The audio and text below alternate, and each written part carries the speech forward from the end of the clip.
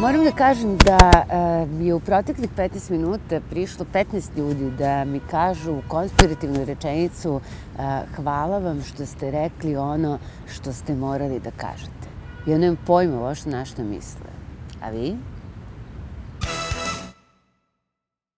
Da mi živimo u normalnoj demokratskoj državi kako bih ja voljela da Srbija jeste, onda ja ne bih sedela ovako ovde u parku ispred kamere i pričala o svojim utiscima, nego bih pričala u nekom televizijskom studiju, neki od televizija sa nacionalnom frekvencijom, u emisiji poput recimo Utiska nedelje, i tu bih pričala o svojim glavnim utiscima iz predsjedničke kampanje, jer to je, čini mi se, glavna tema kojoj se bavimo svih ovih dana. I onda bi jedan od mojih utisaka svakako bila konferencija za novinare Nataše Jeremić, koju je ona sazvala i optužila Aleksandra Vučića da stoji iza saopštenja u kome je ona označena kao žena jednog od opozicionih predsjedničkih kandidata, kao neko ko vodi narko kartel u Srbiji.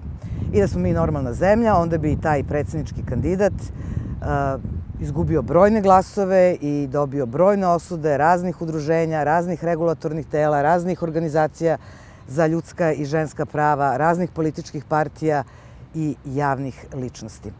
Ja ne znam šta ja mogu da očekujem sutra. Da mi možda podmetnu drogu. Ja se zaista plašim. Ja se sada prvi put u svom životu plašim, jer ne znam šta od njih može da se očekuje. Ja vam se izvinjam. Te suze Nataše Jeremić su nešto, čini mi se, najiskrenije i najtačnije od svega što smo videli u ovoj kampanji, jer su pokazale nemoć jedne žene nasuprot bahatosti jedne vlasti. A tu bahatost vlasti mogli smo da vidimo i u odgovoru Aleksandra Vučića, koji je prekorio svog potpredsednika stranke Jovanova, onog koji je optužio Natašu Jeremić da je šefica narkokartela, a zatim je odmah počeo da priča o tome kako su on i njegova porodica najveće žrtve i kako je njegov brat najviše napadan čovek u Srbiji. Moj brat koji je vođa kriminalne bande, ali trebalo da ga dovedemo ovde da plače i da vam kaže da čeka bebu za 3 meseca? Je li to trebalo da radim? I da cmizdrim ovde pred vama zajedno sa svima, pa da izlazim da pravim selfije zajedno sa svima drugima? Pa ne pada mi na pamet. Naravno da je i nemoguće i nemoralno porediti ženu jednog opozicionog predsjedničkog kandidata koji nema nikakvu moć i brata čoveka koji ima apsolutno svu moć i vlast u državi. Pre nekoliko dana radnik se obesio na svom radnom mestu, a njegove kolege su ispričale da je to učinio između ostalog i zbog toga što 4 godine nisu dobili doprinose za penzijsko i invalidsko osiguranje, nisu dobili 15 do 20 zarada, a da im je jedini topli obrok mnogima od njih upravo ono što pojedu u fabrici. Sad svi hoće da mu drže komemoraciju. Gde su bili pre da mu pomognu? Gde su bili pre? Znači, pustimo čoveka da se obesi, a sutra će da mu držimo komemoraciju. I će da mu kupimo sanduk, venac i da piše na njemu poštovanom tom i tom Goša šinska vozila. Istoga dana kad smo saznali da se radnik Goše obesio na svom radnom mestu, tog dana je Aleksandar Vučić imao miting u Nišu i na tom mitingu jedan čovek je poviknuo da je gladan i obezbeđenje Aleksandra Vučića ga je izbacilo iz sale, a premijer, odnosno predsjednički kandidat Vučić, je rekao da je to samo provokacija i nastavio je da priča o svojim uspesima i obećanjima.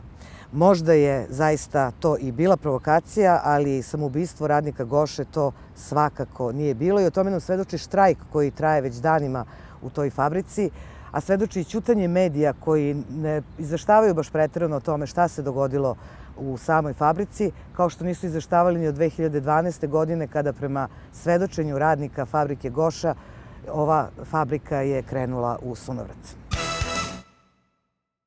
I da živimo u normalnoj zemlji kako ja želim da Srbija treba da bude i da jeste, onda radnike ne bi vozali po mitinzima najmoćnijeg predsjedničkog kandidata, ne bi ih oblačili u pelene, ne bi ih prodavali i preprodavali subvencionisanim stranim firmama i ne bi ih kupovali za šaku brašna, za nekakve kapilarne i sigurne glasove. I da živimo u takvoj zemlji kako ja želim da Srbija bude, ne bi moglo da se dogodi da predsjednički kandidat među svoje kapilarne i sigurne glasove stavi 650 javnih ličnosti, pa da onda neki od njih pričaju kako zapravo nisu ni znali da će da budu na tom spisku i da demantuju da na bilo koji način podržavaju Aleksandra Vučića. U proglasu za bolju Srbiju potpisnici, među kojima je više od 500 akademika i profesora univerziteta, ističu da su ponosni na ono što je postignuto do sada, na svaku novu fabriku, put, školu i bolnicu i poručuju da žele da Srbija nastavi putem napretka i reformi. I bilo bi sramota